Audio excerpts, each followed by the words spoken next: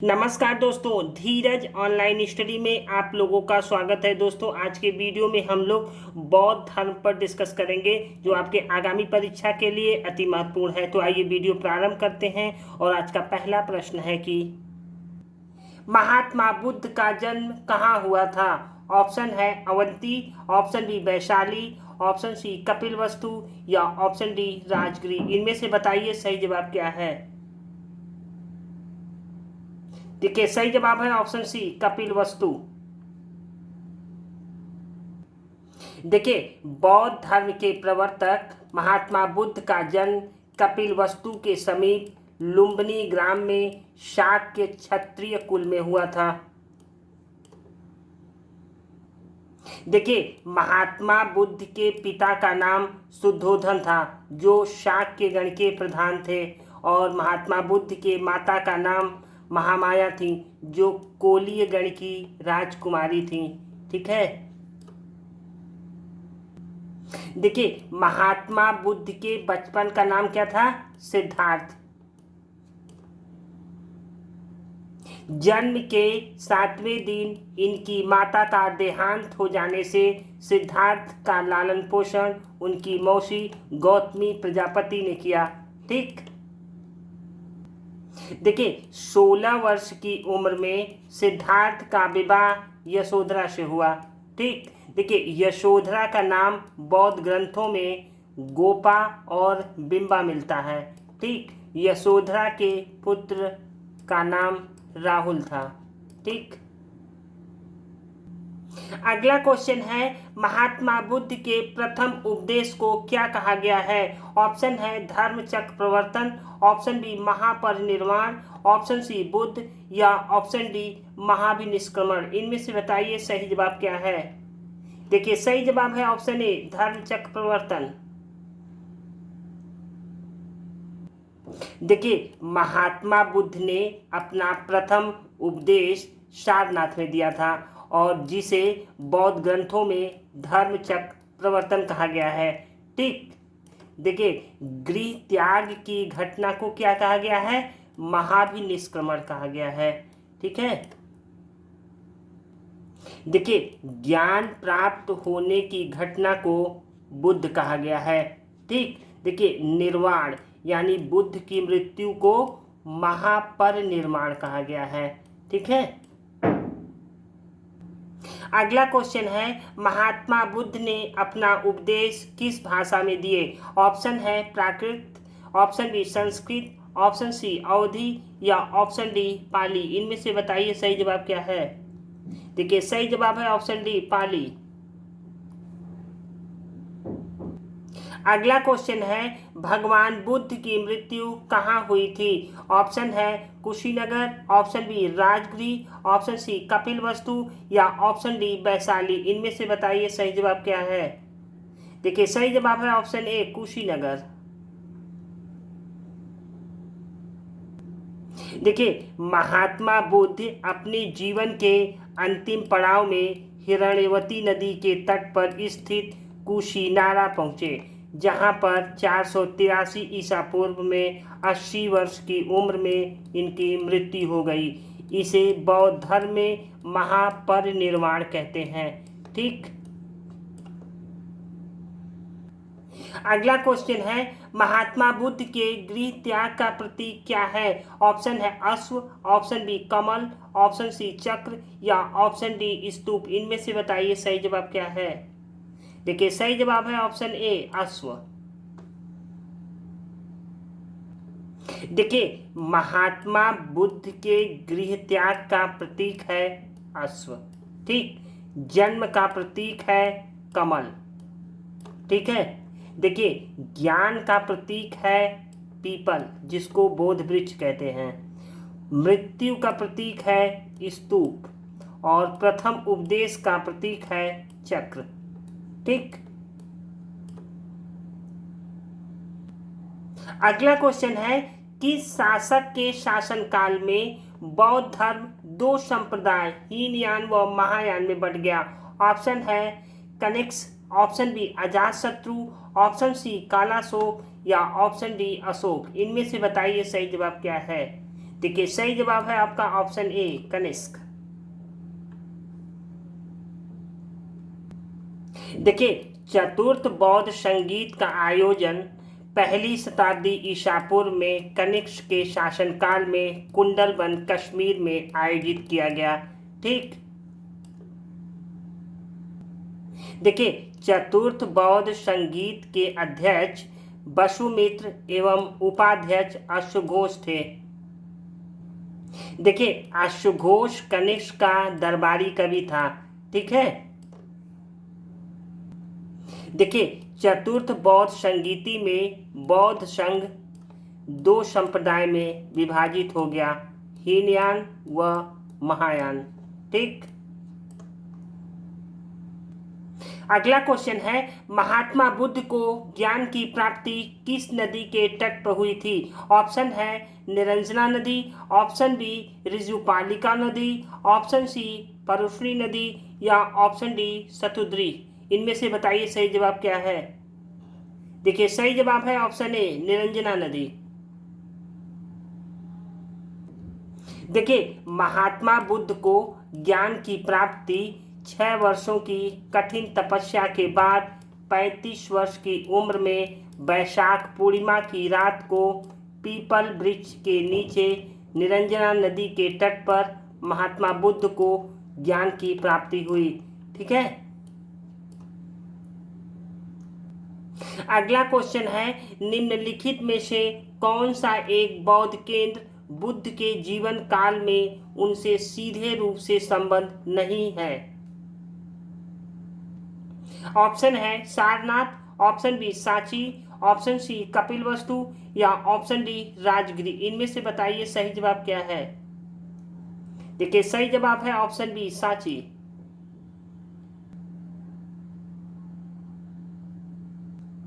देखिए बुद्ध की मृत्यु के पश्चात उनके अवशेषों को सांची में स्तूप का निर्माण अशोक के द्वारा किया गया था।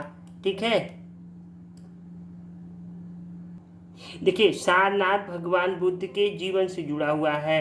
सारनाथ में उन्होंने अपना पहला उपदेश दिया था जिसे धर्म चक्र प्रवर्तन की संज्ञा दी जाती है। ठीक, देखिए कपिल वस्तु भी महात्मा बुद्ध के जीवन से जुड़ा हुआ स्थल है। कपिल वस्तु के समीप लुम्बिनी में 563 ईसा पूर्व में महात्मा बुद्ध का जन्म हुआ था। ठीक, देखिए राजगृह भी महात्मा बुद्ध के जीवन से जुड़ा हुआ स्थल है। महात्मा बुद्ध वैशाली के रुद्रक रामपुत्र नामक धर्माचार्य के समीप पहुँचे जो राजगृह में रहता था और यहाँ भी उनके मन को संतोष नहीं मिला। खिन्न होकर उनका साथ छोड़ दिया और उसके बाद उरुवेला यानी बौद्ध गया पहुँचे। वहीं पर उन्होंने तपस्या की और ज्ञान की प्राप्ति हुई। देखिए यहाँ पे प्रश्न ये पूछा गया है कि कौन सा एक बौद्ध केंद्र बुद्ध के जीवन काल में उनसे सीधे रूप से संबद्ध नहीं था? तो सांची, चूंकि सांची बौद्ध स्तूप का निर्माण महात्मा बुद्ध के मृत्यु के बाद अशोक ने करवाया था, लेकिन सारनाथ, कपिलवस्तु और राजगृह तीनों स्थल महात्मा बुद्ध के जीवन काल में सीधे रूप से संबद्ध रखता है। अगला क्वेश्चन है किस बौद्ध संगीति में बौद्ध संघ स्थाविर व महासांगिक 2 भागों में बट गया? ऑप्शन है प्रथम बौद्ध संगीति, ऑप्शन बी द्वितीय बौद्ध संगीति, ऑप्शन सी तृतीय बौद्ध संगीति या ऑप्शन डी चतुर्थ बौद्ध संगीति। इनमें से बताइए सही जवाब क्या है। देखिए सही जवाब है ऑप्शन बी द्वितीय बौद्ध संगीति। देखिए द्वितीय बौद्ध संगीति का आयोजन वैशाली में 383 ईसा पूर्व कालाशोक के शासन काल में आयोजित किया गया था। ठीक है, देखिए द्वितीय बौद्ध संगीति के अध्यक्ष सर्वकामनी थे। ठीक है, देखिए इस समय वैशाली के भिक्षुओं ने विनय संबंधी कुछ ऐसे नियमों को अपना लिया था जिसे अवंती आदि पश्चिमी स्थानों के भिक्षु त्याज्य समझते थे। अतः पूर्वी एवं पश्चिमी भिक्षुओं के आपसी मतभेदों को दूर करने के लिए यह महासभा बुलाई गई थी, लेकिन यह मतभेद दूर नहीं किया जा सका। इसी कारण भिक्षु संघ दो संप्रदाय में विभाजित हो गया। देखिए, विनय में आस्था रखने वाला संप्रदाय स्थाविर अथवा थेरवादी कहलाया। ठीक, देखिए, और परिवर्तन के साथ विनय को स्वीकार करने वाले महासंघिक संप्रदाय कहलाए।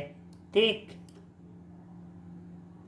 अगला क्वेश्चन है, महाविभाषा शास्त्र की रचना किसने की थी? ऑप्शन है वसुमित्र, ऑप्शन बी अश्वघोष, ऑप्शन सी हेमचंद या ऑप्शन डी हरिसेन। इनमें से बताइए सही जवाब क्या है।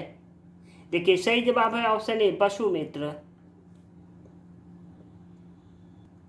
देखिए, महाविभाषा शास्त्र की रचना किसने की थी? वसुमित्र ने।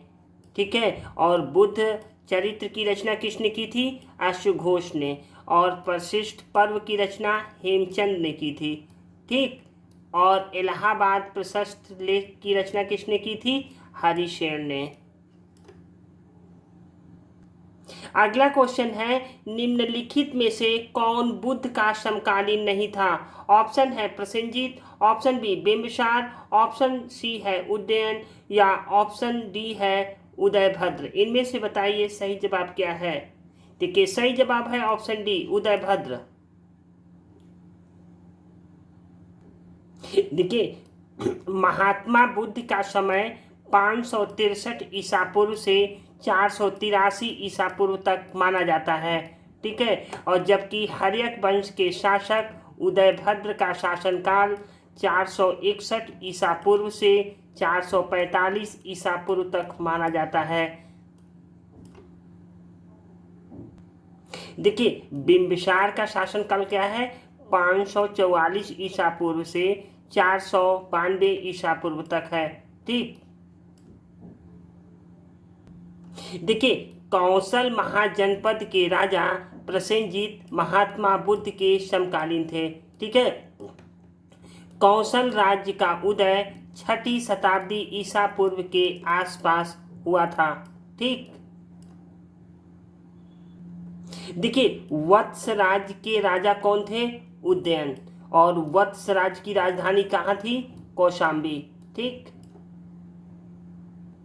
अगला क्वेश्चन है, बुद्ध ने किसकी इच्छा को ध्यान में रखकर स्त्रियों को संघ में प्रवेश की अनुमति दी थी? और ऑप्शन है Prajapati Gautami, option B Yashodhara, option C है आम्रपाली या ऑप्शन डी माया। इनमें से बताइए सही जवाब क्या है। देखिए, सही जवाब है ऑप्शन ए प्रजापति गौतमी। देखिए, बौद्ध धर्म के संघ में महिलाओं का प्रवेश वर्जित था और महात्मा बुद्ध महिलाओं को संघ में प्रवेश के विरोधी थे। ठीक, देखिए, उन्होंने अपने प्रिय शिष्य आनंद के अनुरोध तथा सौतेली माता प्रजापति गौतमी के अनुरोध पर संघ में महिलाओं को प्रवेश की अनुमति प्रदान की थी। ठीक, देखिए, प्रजापति गौतमी संघ में प्रवेश करने वाली प्रथम महिला थी। ठीक है, अगला क्वेश्चन है, निम्नलिखित बौद्ध संगीत को सही कालक्रम से व्यवस्थित कीजिए।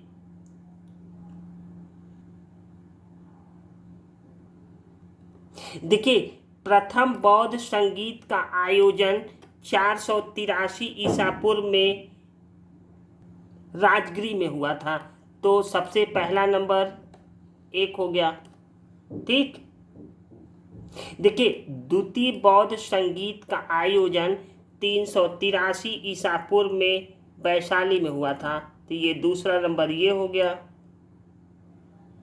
देखिए, तृतीय बौद्ध संगीति का आयोजन 251 ईसा पूर्व में पाटलिपुत्र में हुआ। तो तीसरा नंबर ये हुआ। और चतुर्थ बौद्ध संगीत का आयोजन प्रथम शताब्दी ईसा पूर्व में कुंडल वंश कश्मीर में हुआ था।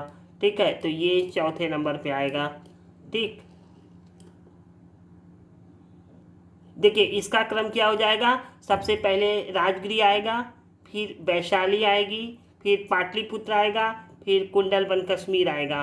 ठीक है, देखिए इसमें 3, 1, 2, 4 ऑप्शन ए सही जवाब है इसका। अगला क्वेश्चन है, किस बौद्ध संगीति में संस्कृति को बौद्ध ग्रंथों की भाषा के रूप में स्वीकार किया गया था? और सही जवाब है ऑप्शन डी, चतुर्थ बौद्ध संगीति में। दोस्तों ये रहा आज का अंतिम प्रश्न। ये वीडियो आप लोगों को कैसा लगा? अच्छा लगे तो लाइक, सब्सक्राइब और शेयर जरूर कीजिएगा। Thank you for watching.